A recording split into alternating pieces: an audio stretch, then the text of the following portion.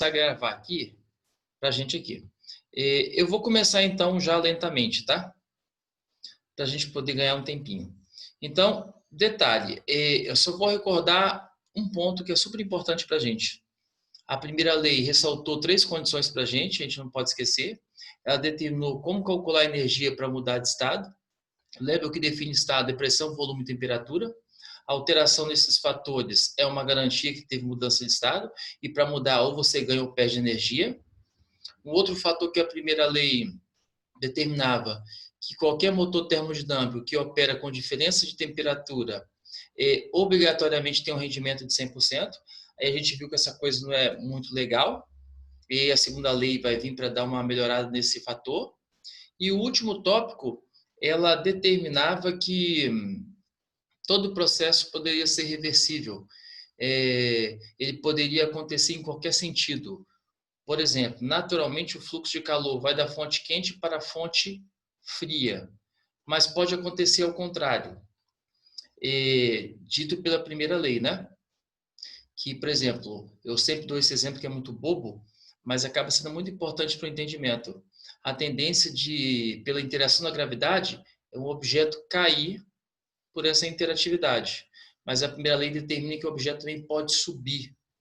Ou seja, você pode fazer essa experiência N vezes e em algum dado momento o copo não vai cair, ele vai subir. Ela fala que o processo não tem uma orientação muito bem definida.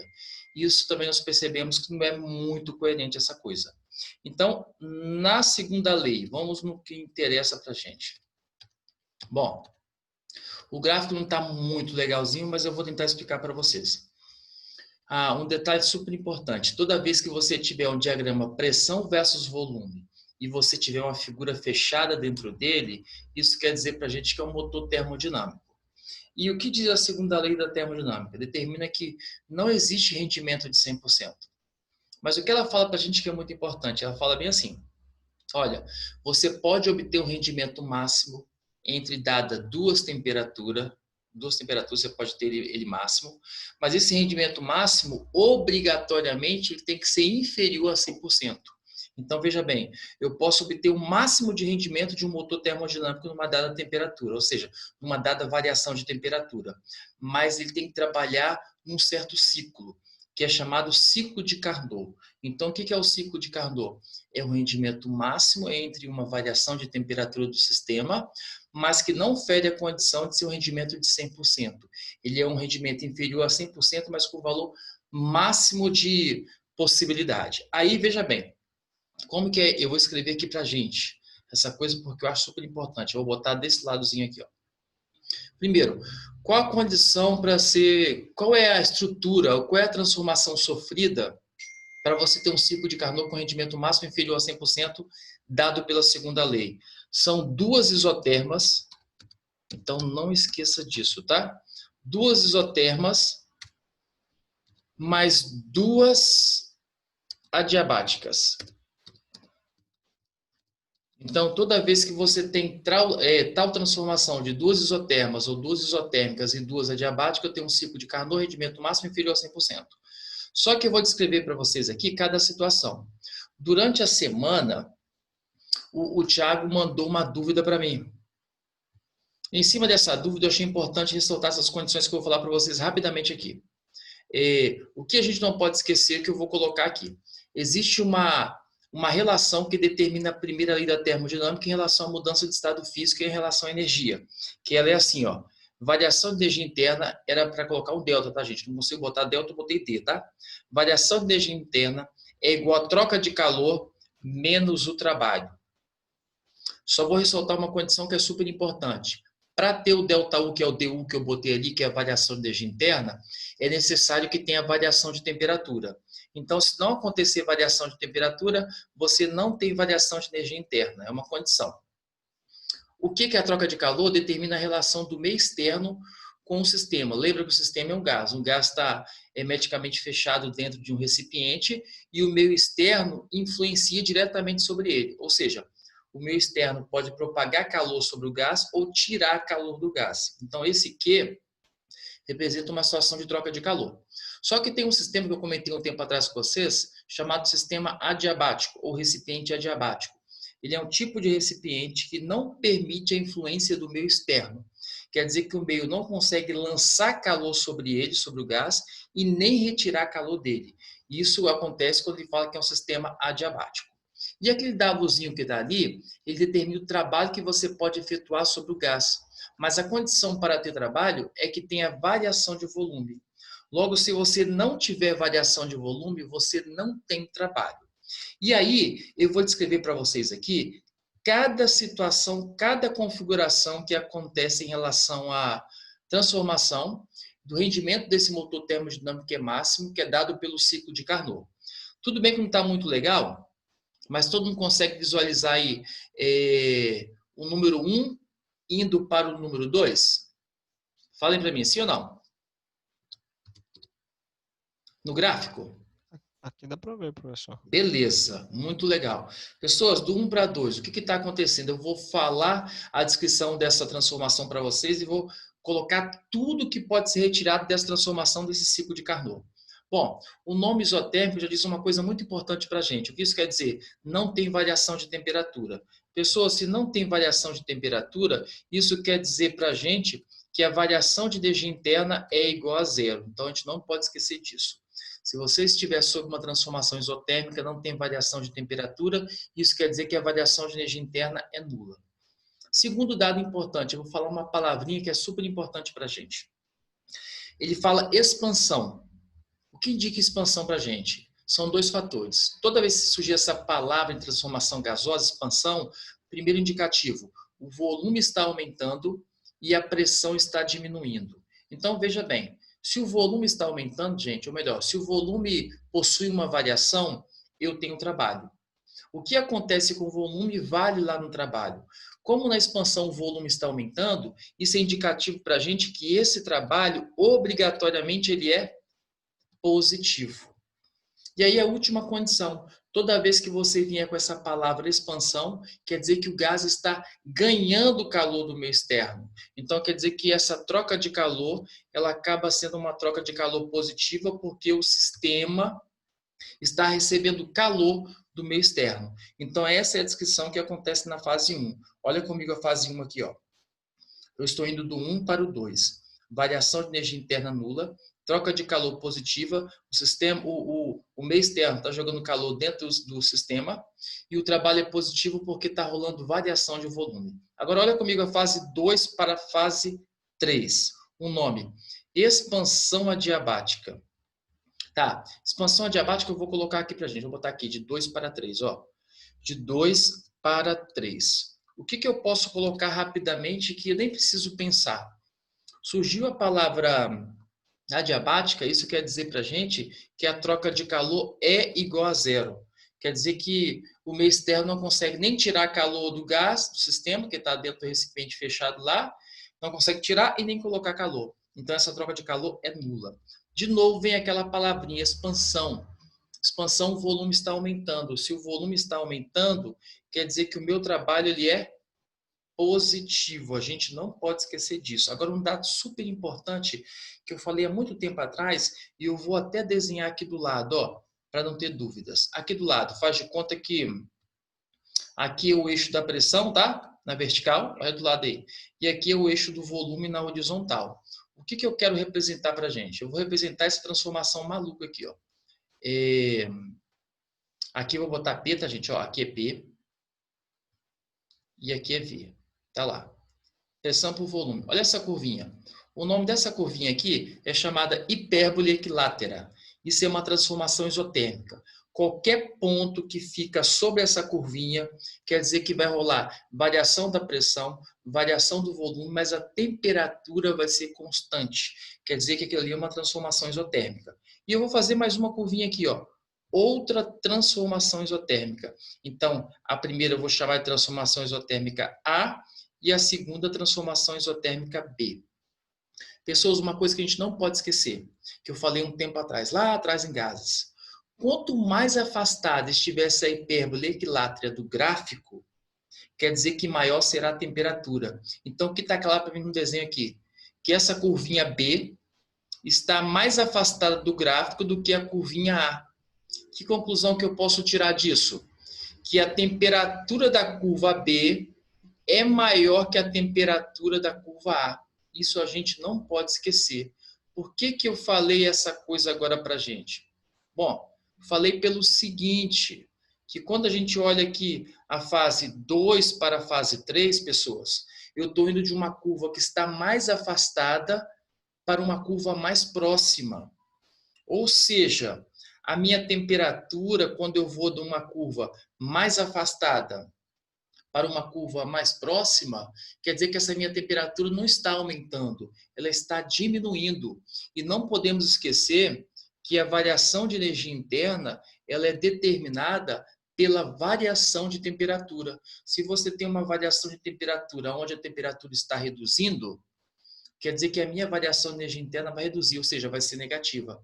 Se eu tiver uma variação de temperatura no sentido que a temperatura está aumentando, ou seja, uma variação de temperatura positiva, a minha variação de energia interna vai ser positiva.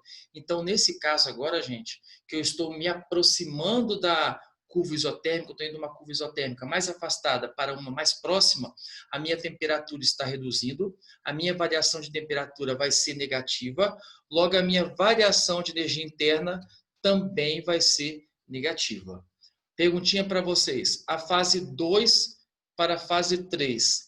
Isso está claro para todo mundo? Falem comigo. Sim, sim. Professor, Pode falar, Thiago. a curva, sempre que tiver essa característica dela estar mais afastada, quer dizer que ela vai ter uma temperatura maior? Isso, exatamente. Agora, já que você perguntou isso, Sempre Thiago, assim? por que isso é verdade? Porque se a gente olhar aquela curvinha mais afastada, ela está sob uma pressão maior. E a gente não pode esquecer que pressão e temperatura é uma relação de ser diretamente proporcional. Então, se você está sobre uma grande pressão, automaticamente você está sobre uma grande temperatura. Captou? Obrigado, professor. Perfeito. Então, pessoas, está claro? A Thaisa falou que está beleza. Então, vamos lá. Ó, o que eu estou fazendo? Eu estou fazendo isso, sabe por quê, gente?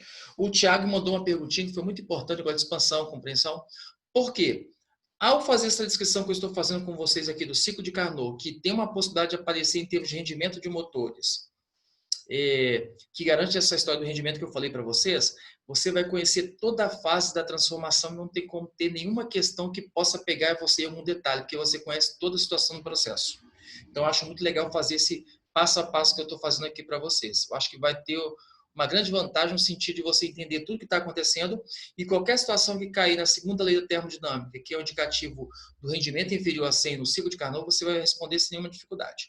Agora, olha, eu vou na fase 3 para a fase 4.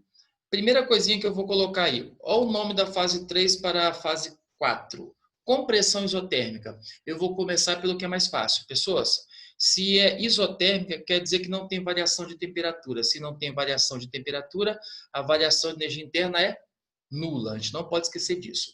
Agora, a compressão, a gente vai pensar justamente ao contrário da expansão. Na compressão, o volume diminui e a pressão aumenta. Pessoas, para existir o tal do trabalho, é necessário que tenha variação de volume. Se tiver variação de volume, tem trabalho. O que vale na variação, vale no trabalho. Variação positiva no sentido que o volume aumenta, trabalho positivo.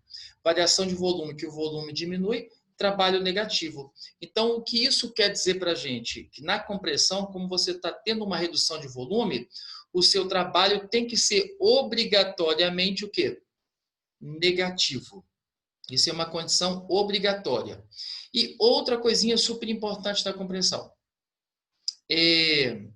Se na expansão você está recebendo calor, na compreensão você vai estar perdendo calor.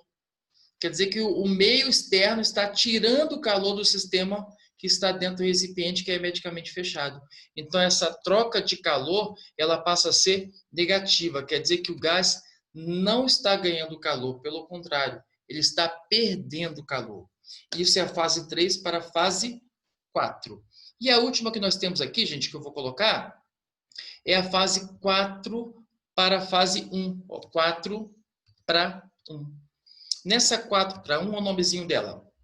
Compreensão adiabática. Eu vou começar pelo que é fácil. Adiabático quer dizer que não tem troca de calor, é nulo. Mas o que eu posso falar? Nessa compreensão, outro detalhe importante. A variação do meu volume na compressão é uma redução de volume. Então, se é uma redução de volume, essa variação de volume é negativa. Se a variação de volume é negativa, o trabalho tem que ser obrigatoriamente negativo. Tiago, em relação à sua perguntinha agora, você está vendo que nessa fase 4 para a fase 1, você está indo da menor isoterma para a maior isoterma, ou seja, você está indo de uma curva mais próxima do gráfico para uma curva mais afastada do gráfico?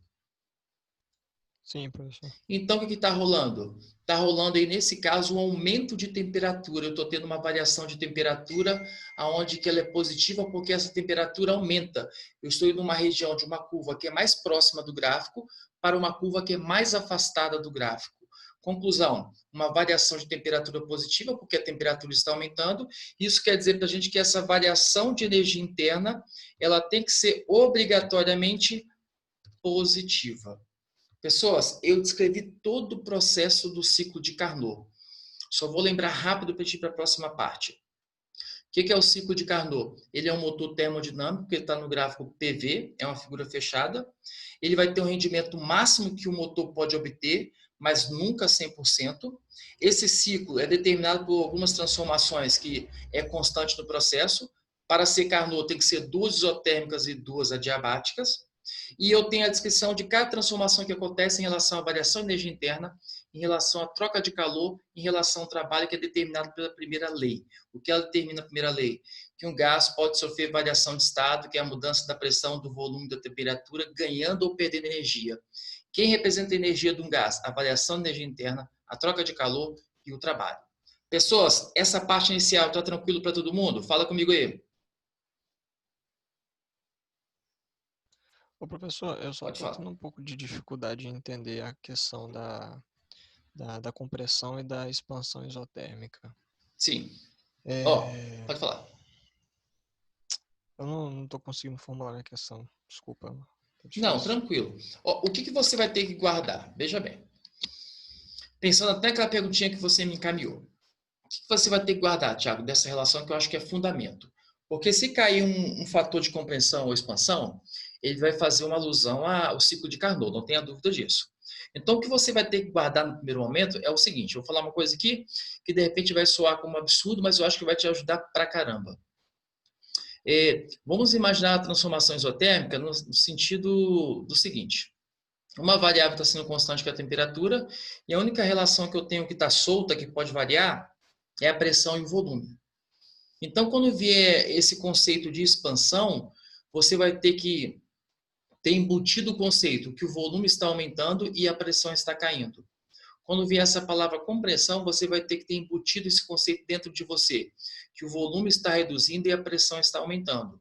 Só quando eu falo essa frase, Tiago, algumas coisas já vêm diretamente. Por exemplo, expansão isotérmica. Isotérmica não tem variação de temperatura, porque nós travamos a temperatura, então não tem energia interna. E na expansão, a ideia que eu falei que tem que estar embutido dentro de você, que o volume está aumentando. Então você também já deva saber que quando o volume aumenta, o trabalho ele é positivo. E a compressão, Thiago, ela faz totalmente ao contrário em relação ao trabalho. O que é o contrário? Isotermicamente, não tem variação de energia interna, porque não tem variação de temperatura, nula. Mas na compressão, você está sofrendo uma redução de volume. Então, você vai ter um trabalho envolvido, mas é um trabalho no sentido de ser negativo, porque não está tendo um aumento de volume, sim uma redução de volume. Eu acho que você tem que guardar essa ideia principal. E guardar que nessa expansão, o que acontece com o calor na expansão? O calor ele é recebido pelo gás. E na compreensão, o que acontece? O calor é liberado pelo gás. Acho que tem que guardar essa ideia. Captou? Então, por mais que uma transformação ela seja isotérmica, ocorre troca de calor com o meio externo, seria isso? Ocorre, sem dúvida alguma, com certeza. Obrigado. Porque veja bem, o que acontece, Thiago?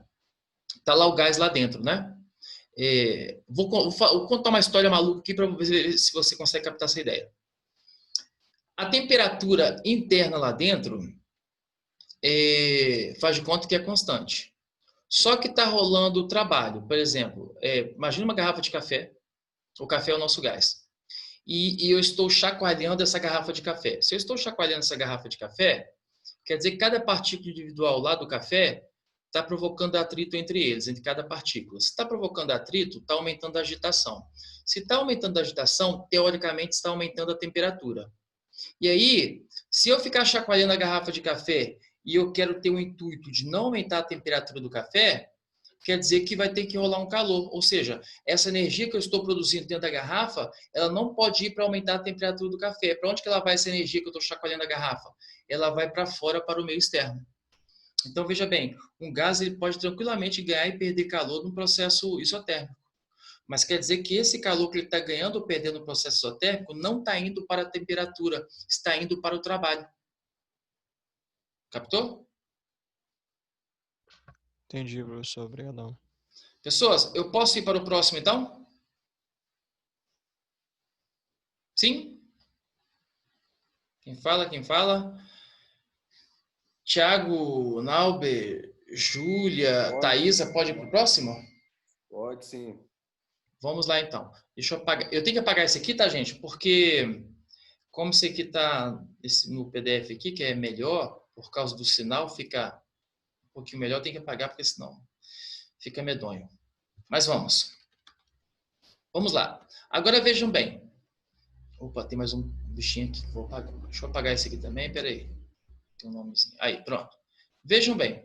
Eu tenho maneiras agora de representar esse motor. Vocês viram que uma primeira maneira que eu posso representar um motor é eu ter um gráfico PV e um ciclo fechado. E se eu tiver um gráfico PV com um ciclo fechado com 2 isotérmicos e 2 adiabáticos, o que isso quer dizer para mim? Ciclo de Carnot com rendimento máximo, mas inferior a 100%. De que outra maneira eu posso representar um motor sem ser um diagrama PV? Pessoas, eu posso representar por essa condição. É chamado condição de Carnot. Dá uma olhada, eu vou descrever para vocês ela e eu vou tentar montar um mecanismo para poder calcular o rendimento desse motor. Quando eu estou no gráfico, eu consigo visualizar aquela situação das transformações. Quando eu estou nesse croquis, que é a montagem de Carnot, eu consigo determinar o rendimento desse motor. Aqui está a fonte quente, não sei se todo mundo está vendo que é o tal do Q1, é onde está sendo gerado o calor pela combustão. Estou com o motor lá, está rolando uma combustão maluca, está rolando uma variação de temperatura dentro dele, aí ele gera esse calor total. Então, esse Q1, pessoas, é o calor total. Parte desse calor total que foi gerado lá na explosão dos gases foi para o motor. Uma parte dessa energia total virou o trabalho, o meu carro faz com que o motor do meu carro. Meu carro começou a se movimentar, então ele está fazendo trabalho. Só que a outra parte foi dissipada no meio, que é chamada de fonte fria. Então, a fonte quente é onde está sendo gerado o calor total do sistema. O dadozinho é a energia utilizada para dar movimentação para o motor, que ele está utilizando para fazer a sua finalidade. E esse Q2 é aquela parte que está sendo dissipada no meio externo, que pode ser lá o meio ambiente, digamos assim. E não tem jeito. Uma parte sempre vai ser dissipada, porque se eu ligar o meu carro e andar com o meu carro durante 2 horas, meu carro andando quer dizer que ele está fazendo trabalho. Mas se eu for botar a mão no motor do meu carro, a temperatura está absurda. O que isso quer dizer? Que parte daquela energia gerada pela combustão, uma parte, infelizmente, é dissipada no meio externo. Ou seja, garantindo que esse rendimento não é de 100%.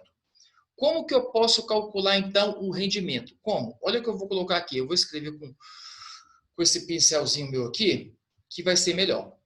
Primeira maneira que eu tenho para calcular o rendimento desse motor. Ó, tem que botar assim, rendimento, que é o Rzinho, é igual. Primeiro, a temperatura da fonte quente, pessoas, lá em cima, que é o T1, eu vou chamar de TH, tá? O Hzinho do hot, quente. Temperatura da fonte quente.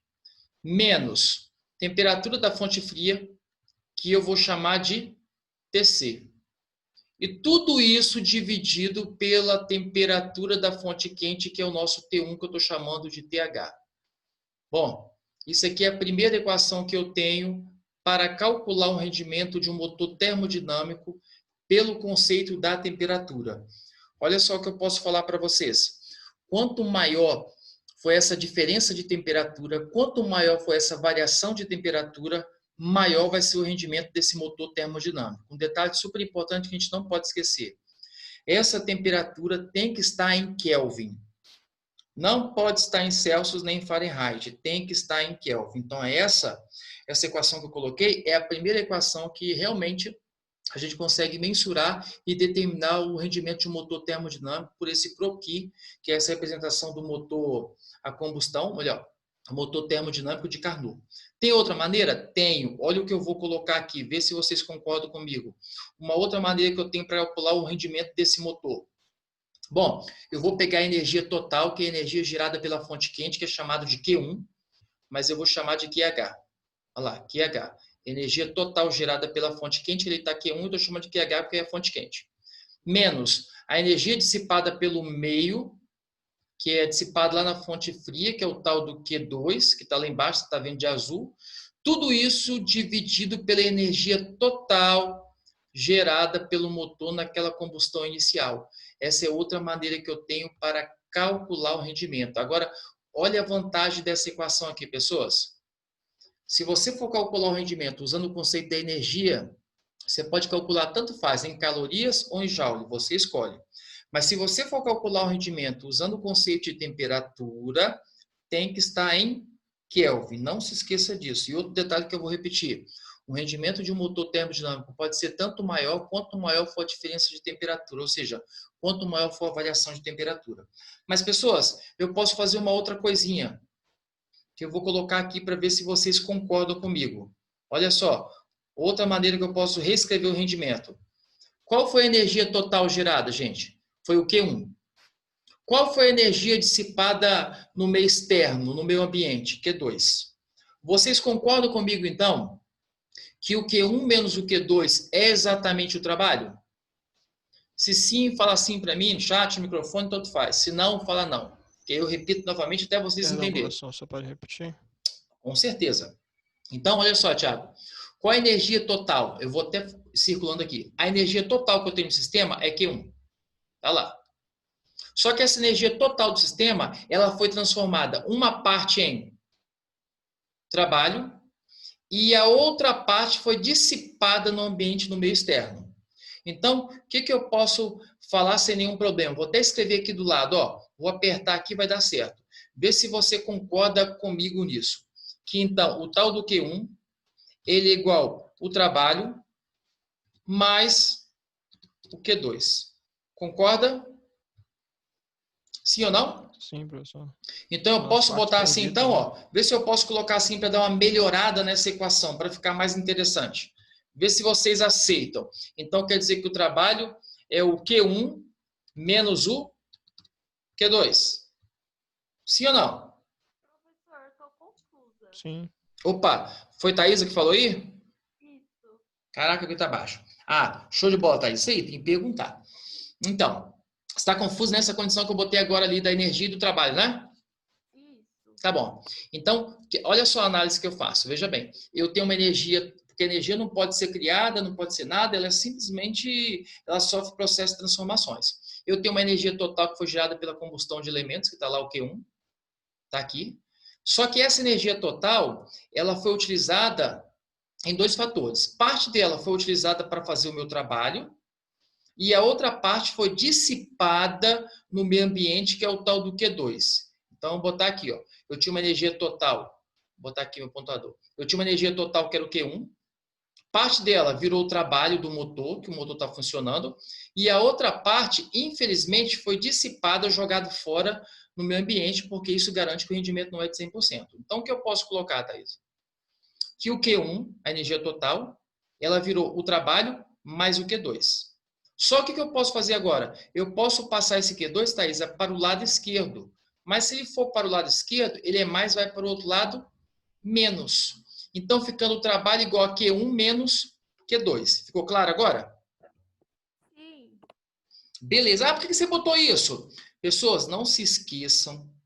Deixa eu ver se é o meu microfone que está abaixo aqui. Não, não é não. Professor, eu tenho uma dúvida. Pode falar. Esse que é o calor, É o calor, é a energia, isso aí. então o trabalho tem que estar na mesma unidade que o calor, no caso, né? Isso, perfeitamente. Ah, Então tá bom, tranquilo, Thaís. obrigado. É, tem que estar. Aí você, mas você pode escolher, Thiago. Se você deixar em calorias o calor, o trabalho também tem que ficar em calorias. Agora, se você deixar em já, todo mundo tem que estar. Mas olha um detalhe, para eu fechar com vocês, que eu acho super importante essa equação, que vai aparecer situações para a gente assim, aqui, daqui a pouquinho. O QH, ele é o Q1. O QC, ele é o Q2. Então, gente, olha como é que está aqui. Isso aqui, esse aqui, ó, que eu estou marcando aqui, ó. Esse é o Q1 e esse aqui é o Q2. Então, olha como pode ficar um rendimento também descrito por uma outra condição. Q1 menos Q2, pessoas, é o trabalho, olha lá, pode ser o trabalho dividido por QH. Lembra que esse QH, gente, é o calor da fonte quente, que é o nosso Q1. Então, olha, eu tenho também essa maneira aqui, ó, para poder calcular o rendimento usando o conceito do trabalho. Antes que eu possa avançar, isso aí até está claro para todo mundo, sim ou não?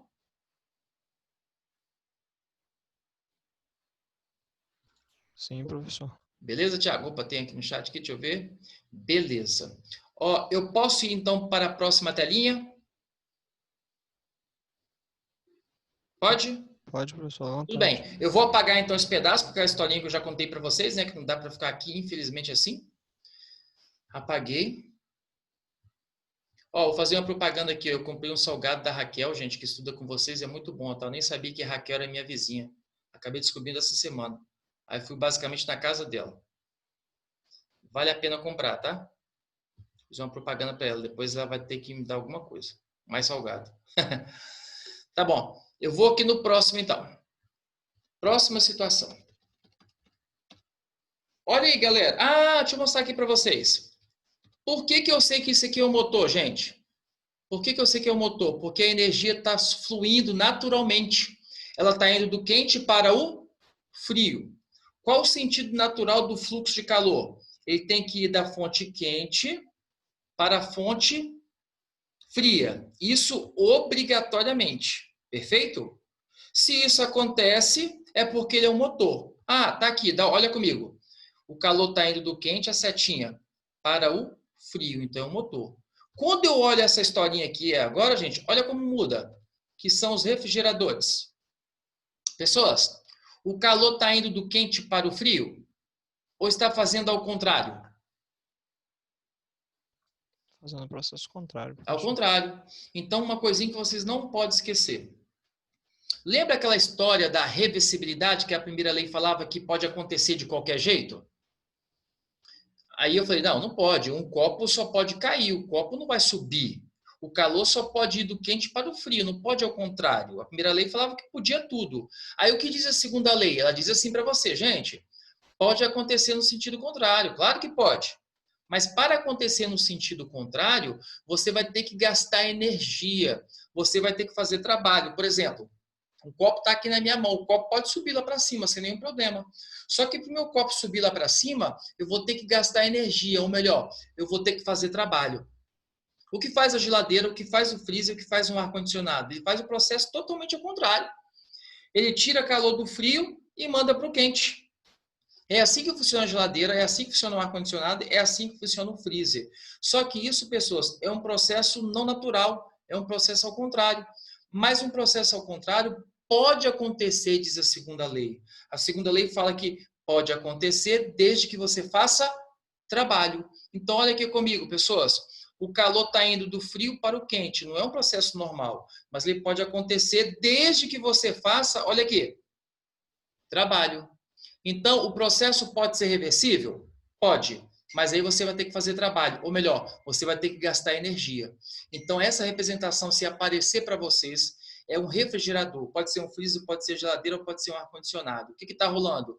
Uma reversibilidade. A reversibilidade pode acontecer, ou melhor, o sentido natural pode ser violado? Pode. Para ser violado, você vai ter que gastar energia, ou melhor, você vai ter que fazer trabalho.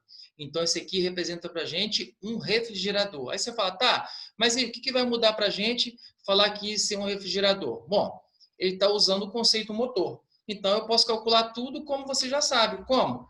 Como que eu calculo o rendimento de um refrigerador? Igual ao do motor. Vou botar só uma equação aqui, vou botar duas. Posso calcular temperatura da fonte quente, que você vai ter que botar em Kelvin, não esqueça disso, tá? Tem que ser Kelvin. menos a temperatura da fonte fria, que é o TC, o tal do cold. Tudo isso dividido pela temperatura da fonte quente, que é o tal do nosso TH. Não esquecendo que tem que estar em Kelvin. E, claro, quanto maior a variação de temperatura, maior será o rendimento. Que outra maneira que eu tenho para calcular o rendimento, gente? Daquela que eu botei anteriormente. Rendimento pode ser igual QH menos QC dividido pelo QH. Você pode botar em calorias, pode colocar em joules, você escolhe, mas tem que ser um padrão muito bem definido para você não ter uma confusão de unidades. Posso calcular o rendimento também daquela maneira do trabalho. Lembra, o trabalho é o calor da fonte quente menos o calor da fonte fria. Pode ser, então, o rendimento de trabalho dividido pelo calor da fonte quente. Não se esqueça que o calor da fonte quente é o calor total gerado. Só que você não pode pegar esse calor total gerado e fazer trabalho com ele. Porque se você fizer trabalho com ele, está garantido que o rendimento é de 100%. E lembra, não existe rendimento de 100%. Sempre vai ter uma parte do calor que vai ser perdida no meio externo, no meio ambiente, mesmo que você não queira. Porque é assim que funciona o motor de termodinâmico. Pessoas, está clara essa coisa do refrigerador? Sim ou não?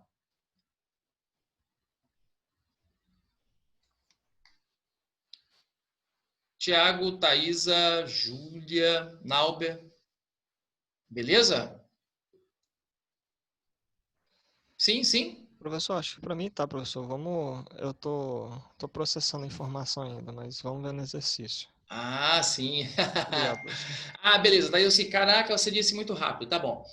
Vou fazer o resumão aqui para a gente captar o refrigerador. Refrigerador, então, é o processo que acontece ao contrário. Ele tira calor do frio, manda para o quente. Isso pode acontecer, a segunda lei falou que pode acontecer, mas para que isso aconteça, você vai ter que fazer trabalho. Então, vai ter lá um motor fazendo trabalho para fazer o processo ao contrário.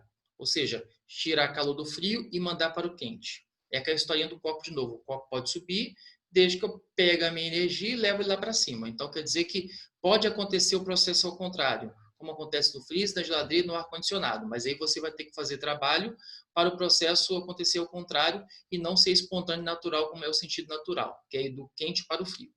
Como que eu posso calcular o rendimento desse refrigerador? Eu vou fazer como eu faço um motor normal. Como é que eu faço um motor normal do rendimento? Eu pego a temperatura da fonte quente, que é o TH, menos a temperatura da fonte fria, que é o TC, tudo isso dividido pela temperatura da fonte quente. Perfeito? Lembrando que tem que estar em Kelvin e, claro, quanto maior essa diferença de temperatura entre a quente e a fria, maior será o rendimento.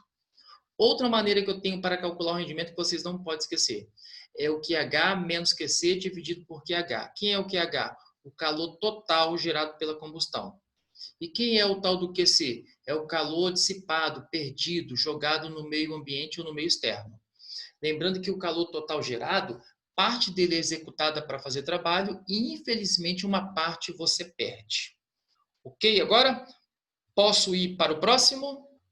Professor, o Q total é o da fonte quente também? Isso, exatamente.